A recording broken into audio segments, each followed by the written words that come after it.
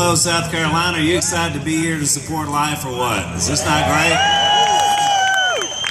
I am so proud that I finally found out where my ruptured appendix came from. Some crazy person here in South Carolina has been calling down curses on me, but our God is greater because here I am.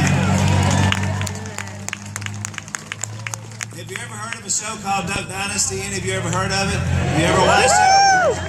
I want to tell you that the Robertson family is proudly pro-life. We support life. We support those who support life.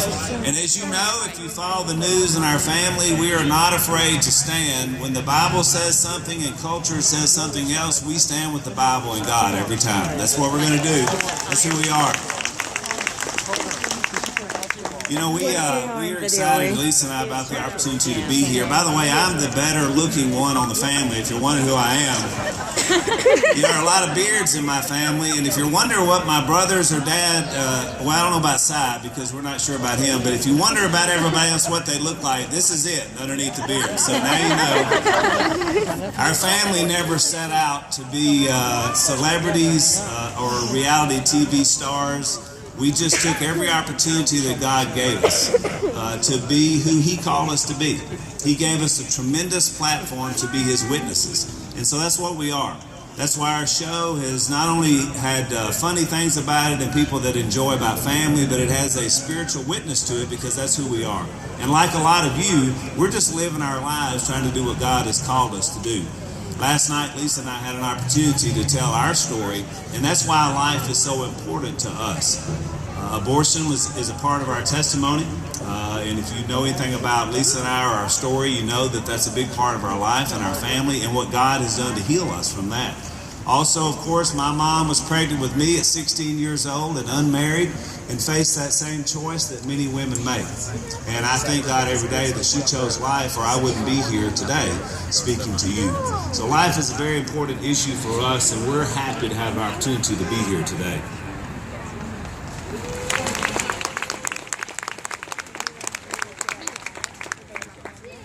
Life is very important to us. We have 4 grandchildren and 1 on the way. And every time that I have been in the room with my daughters when they gave birth, I was totally amazed at what God does when He puts that baby inside of that mother's tummy. But I think that we need to address some things today. The first one I think we need to address is that we need to be proactive.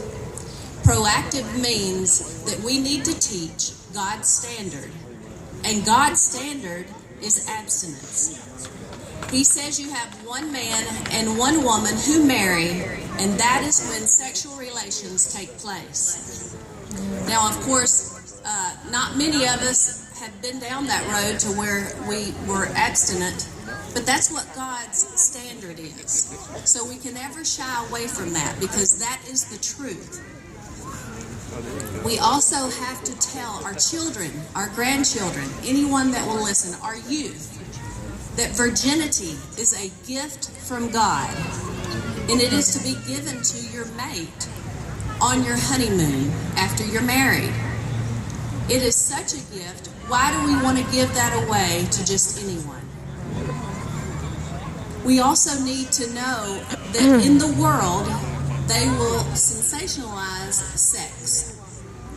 That was never intended to be the way God made it. God made that to be between a man and a woman when they were married, and it was for their pleasure, but also for procreation. So if we have 1 man, 1 woman, and they do not have sexual relations until they are married, there is no disease and there is no unwed pregnancy.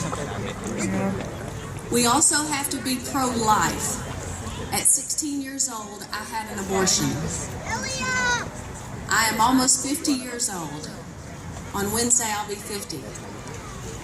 There has not been a day that goes by that I do not regret that decision. Those decisions will live with you for the rest of your life until the Lord comes and takes you home. But we have to love that baby inside of those moms, because every life is worth saving. It does not matter how that life came into existence. Life begins at conception. God is the one who gave that life, and God should be the only one who has the right to take that life. We also have to be pro-love, because there are lots of women out there who are struggling with decisions that they made in their life, who feel regret and shame and guilt. We have to love those women. I'm one of them. And we have to show them that God can forgive us. We have to teach